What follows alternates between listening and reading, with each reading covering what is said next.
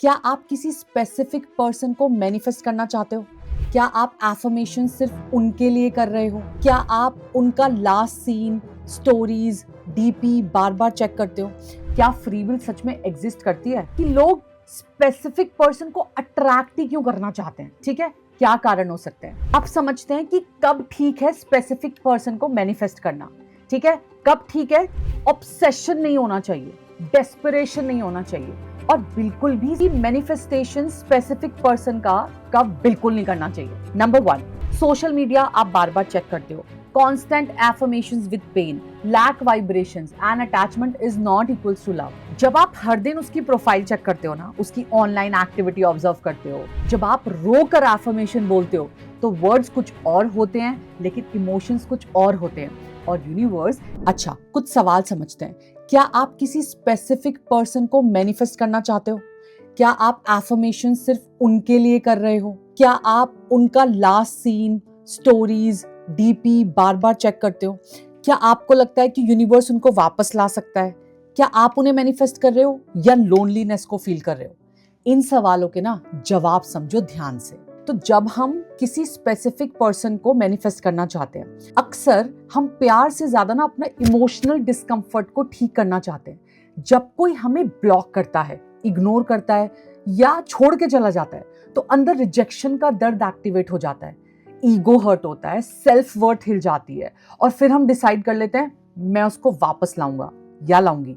लेकिन यहाँ ना रुककर सोचना जरूरी है। क्या आप सच में उस इंसान को चाहते हो या बस उससे मिलने वाली वैलिडेशन, अटेंशन या फीलिंग को? ये क्लैरिटी ना सबसे ज्यादा टर्निंग पॉइंट होता है। अब समझो कि एक्चुअली मैनिफेस्टेशन है क्या? Law of attraction, law of assumption, emotional vibration और सबकॉन्शियस माइंड की प्रोग्रामिंग। लॉ ऑफ अट्रैक्शन कहता है कि आप जो वाइब्रेट करते हो वो अट्रैक्ट करते हो। लॉ ऑफ अजम्पशन कहता है कि जो आप इंटरनली अज्यूम कर रहे हो कि वो ऐसा सोचता है, ऐसा करता है, वो मेरे बारे में ये मानता है, ये जानता है, ऐसा सब कुछ आप अज्यूम कर रहे हो। रियलिटी उसको रिफ्लेक्ट करती है। इमोशनल वाइब्रेशन का मतलब है आप किस फ्रीक्वेंसी पे ऑपरेट करते हो, लैक वाली फ्रीक्वेंसी पे या होलनेस वाली फ्रीक्वेंसी पे। सबकॉन्शियस प्रोग्रामिंग का मतलब है जो बिलीफ आप बार बार रिपीट करते हो वो आपका बिहेवियर और अट्रैक्शन पैटर्न डिसाइड करता है। मैनिफेस्टेशन फोर्स नहीं है, मैनिपुलेशन नहीं है, मैनिफेस्टेशन अलाइनमेंट है। अगर आप अंदर से डेस्परेट हो तो डेस्परेशन अट्रैक्ट होगी, अगर आप अंदर से सिक्योर हो तो सिक्योर कनेक्शन अट्रैक्ट होगा। अब समझो कि रिलेशनशिप में मैनिफेस्टेशन कैसे काम करता है। Energy attract similar energy, trauma bond versus subconscious love, attachment के क्या स्टाइल हैं, है ना, इमोशनल अवेलेबिलिटी क्या है। रिलेशनशिप में मैनिफेस्टेशन तब ट्रूली काम करता है जब दोनों लोगों की एनर्जी और इमोशनल मैच्योरिटी अलाइंड होती है। अगर आप एंशियस अटैचमेंट में हो और सामने वाला अवॉइडेंट हो तो कनेक्शन में स्टेबिलिटी नहीं आएगी, सिर्फ चेजिंग और डिस्टेंसिंग का पैटर्न चलेगा। आप एक दूसरे को ट्रिगर करोगे, हील नहीं। ट्रॉमा बॉन्ड तब बनता है जब फेमिलियर पेन को हम प्यार समझ लेते हैं, लेकिन कॉन्शियस लव तब बनता है जब दोनों इमोशनली अवेलेबल, सिक्योर और सेल्फ अवेयर होते हैं। आप जिस इमोशनल फ्रीक्वेंसी पे ऑपरेट करते हो वही टाइप का पार्टनर आप अट्रैक्ट करोगे। ये साइकोलॉजी भी मानता है और स्पिरिचुअलिटी भी। नेक्स्ट चीज समझो कि स्पेसिफिक पर्सन मैनिफेस्ट करना, बट सच क्या है? क्या आप इंसान को मैनिफेस्ट करना चाहते हो या उससे मिलने वाली फीलिंग को मैनिफेस्ट करना चाहते हो या वैलिडेशन को मैनिफेस्ट करना चाहते हो या ईगो को सेटिस्फाई करना चाहते हो? क्या फ्री विल सच में एग्जिस्ट करती है? अब इसको समझो। ये समझना बहुत जरूरी है कि आप किसी इंसान को मैनिफेस्ट नहीं करते, आप एक अलाइंड कनेक्शन को मैनिफेस्ट करते हो।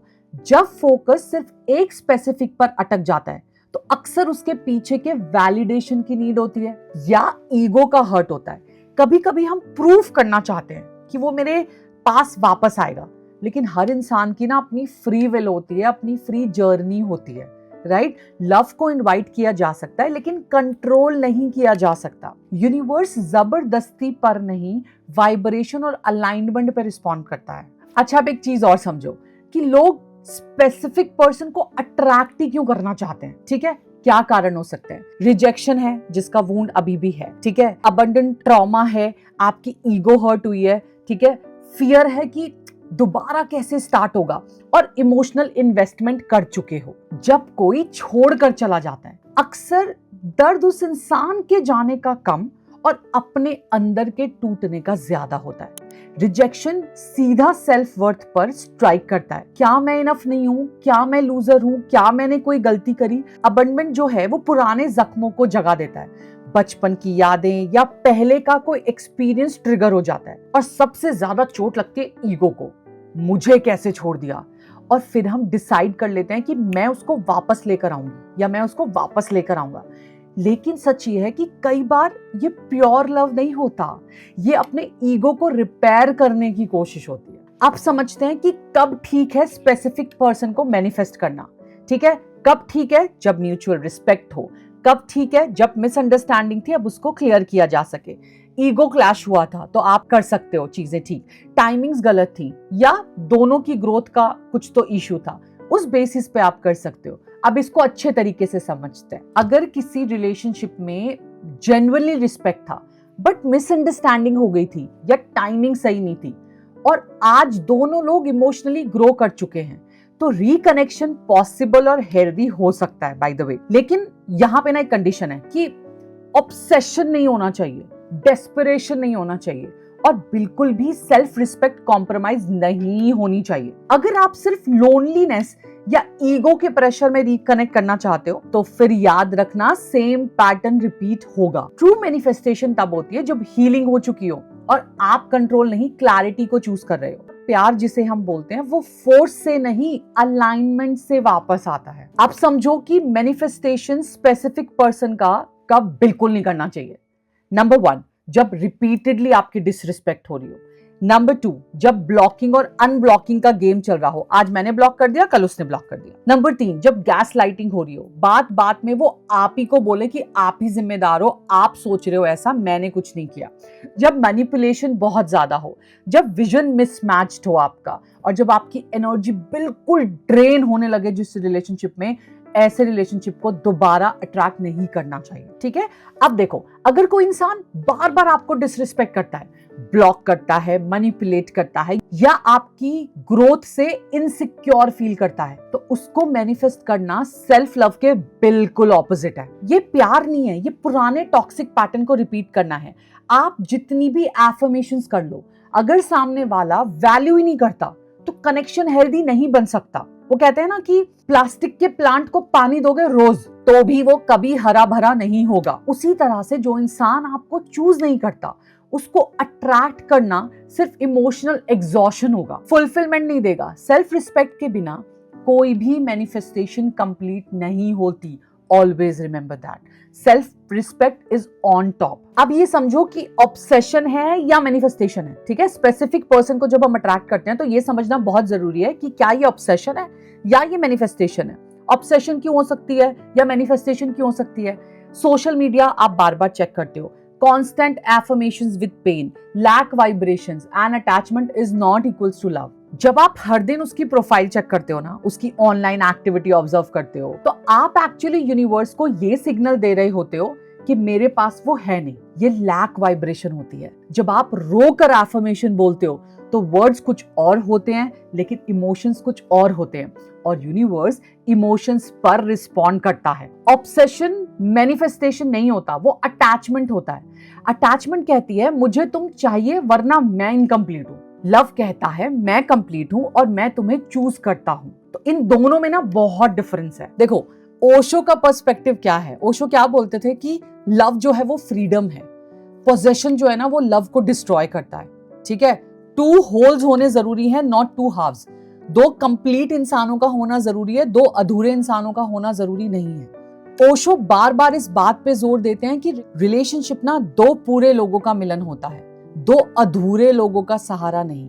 जब हम किसी को इसलिए पकड़ के रखना चाहते हैं क्योंकि हमें लगता है कि वो हमें कंप्लीट करेगा, तब वहीं से ना डिपेंडेंसी शुरू हो जाती है। पोजेशन प्यार का हिस्सा नहीं होता, पोजेशन डर का हिस्सा होता है कि आपके अंदर का फियर एक्टिवेट होता है कि वो चला जाएगा, और यही फियर रिलेशनशिप को ना हेवी बना देता है। ट्रू लव तब होता है जब दोनों लोग अपनी इंडिविजुअलिटी, अपनी आइडेंटिटी और अपनी ग्रोथ को मेंटेन करते हुए भी एक दूसरे को कॉन्शियसली चूज करते हैं। जब चॉइस होती है तब प्यार फ्रेश रहता है, जब जरूरत होती है तब प्रेशर आता है। तो ओशो कहते हैं कि फ्रीडम के बिना लव सिर्फ अटैचमेंट बन जाता है। मैंने ना श्री श्री रविशंकर जी की ना एक बुक पढ़ी थी रिलेशनशिप के ऊपर, तो उनका जो पर्सपेक्टिव था प्यार को लेके वो बहुत अच्छा था। वो कहते हैं कि लव इज योर नेचर, है ना, वो आपका नेचर है, आप वो दिखावा नहीं कर सकते। डेस्पिरेशन कॉन्ट्रैक्ट्स एनर्जी, जॉय जो है, जो आपकी खुशी है, वो आपकी एनर्जी को एक्सपैंड करता है, और मेडिटेशन जो वो इमोशनल टॉक्सिक्स है ना, उनको रिलीज करती है। श्री श्री रविशंकर जी अक्सर कहते हैं लव कोई बाहर से मिलने वाली चीज नहीं है, लव आपकी अपनी नेचर है। जब हम किसी को पकड़ कर रखना चाहते हैं तो डेस्पिरेशन हो जाता है, या फियर में ऑपरेट करते हैं तब हमारी एनर्जी कॉन्ट्रैक्ट हो जाती है। कॉन्ट्रैक्टेड एनर्जी हैवी होती है और सामने वाला नेचुरली डिस्टेंस फील करता है। लेकिन जब आप जॉयफुल, सेंटर्ड और इंटरनली फुलफिल्ड होते हो ना, तब आप किसी चीज को चेज नहीं करते, आप नेचुरली अट्रैक्ट करते हो। तो श्री जी मेडिटेशन पर इसलिए इतना जोर देते हैं क्योंकि मेडिटेशन हमारे इमोशनल टॉक्सिक्स को रिलीज करता है, फियर, जेलसी, इनसिक्योरिटी। जब अंदर क्लैरिटी और शांति होती है ना, तब आपकी वाइब्रेशंस क्लीन होती हैं, और क्लीन वाइब्रेशन ही क्लीन और हेल्दी रिस्पेक्टफुल रिलेशनशिप को अट्रैक्ट करता है। एक रियलिटी और समझते हैं जिसको हम बोलते हैं energy mismatch reality. Growth mismatch होती है, फाइनेंशियल मिसमैच होता है, स्पिरिचुअल मिसमैच होता है, और इमोशनल मैच्योरिटी भी मिसमैच होती है ना। अगर आप अपना हाईएस्ट वर्जन बन जाओ, emotionally mature, financially stable, spiritually aware, और वो इंसान उस फ्रीक्वेंसी पे कंफर्टेबल ही ना हो, तो नेचुरली फ्रिक्शन होगा। ग्रोथ सबको सूट नहीं करती। हर कनेक्शन डिवाइन पर्पस के लिए आता है, लेकिन हर कनेक्शन लाइफ टाइम के लिए नहीं होता।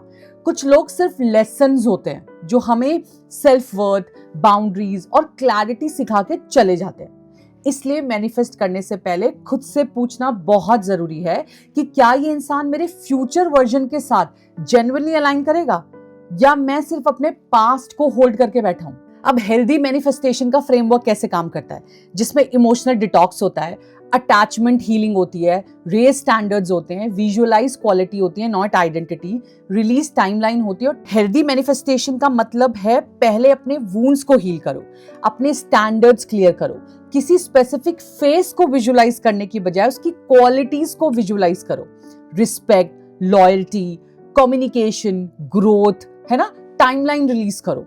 जब आप रेडी होते हो ना, तो यूनिवर्स आपको अलाइंड पार्टनर देता है, चाहे वो सेम इंसान हो या कोई। हेल्दी मैनिफेस्टेशन का सबसे पहला स्टेप है अपने इमोशनल वुंड्स को हील करना, है ना। जब तक आप अपने अंदर के फियर, रिजेक्शन और अटैचमेंट पैटर्न को क्लियर नहीं करते ना, तब तक सेम टाइप के कनेक्शन रिपीट होते रहेंगे। अपने स्टैंडर्ड्स क्लियर रखो। आपको रिलेशनशिप में क्या चाहिए और क्या बिल्कुल नहीं चाहिए, वो बिल्कुल एक्सेप्ट नहीं करोगे। किसी स्पेसिफिक फेस को विजुअलाइज करने की बजाय उसकी क्वालिटीज विजुअलाइज करो, है ना। जैसे मैंने अभी बोला, respect, loyalty, emotional maturity, communication and growth mindset. Timeline को रिलीज करो क्योंकि प्रेशर एनर्जी को ब्लॉक करता है। जब आप इंटरनली रेडी होते हो तो यूनिवर्स आपको अलाइंड पार्टनर देता है, चाहे वो वही इंसान हो या कोई उससे बेहतर। नाउ फाइनली, है ना, अब हम ये समझ गए हैं, आप आप चेज नहीं करोगे, ठीक है, आप रेडिएट करोगे, आप अलाइंड अट्रैक्ट्स करोगे, आप सेल्फ वर्थ की फाउंडेशन क्रिएट करोगे, और आप फिर मैनिफेस्टेशन करोगे लव की, ना कि कंट्रोल की, है ना। तो आपका काम चेज करना नहीं है। सबसे इंपॉर्टेंट बात कि आपका काम चेज करना नहीं है, ग्रो करना है। जो आपके लिए अलाइंड है वो आपको चूज करेगा, जो नहीं है वो चला जाएगा, और वो भी ब्लेसिंग है बाय द वे। तो मैनिफेस्टेशन का हाईएस्ट फॉर्म किसी स्पेसिफिक पर्सन को लाना नहीं है, अपने आप को इतना एलिवेट करना है कि सिर्फ अलाइंड लोग ही आपकी लाइफ में टिक पाए, है ना। तो ये बात हमेशा हमेशा हमेशा ध्यान रखनी है। Correct. Thank you so much.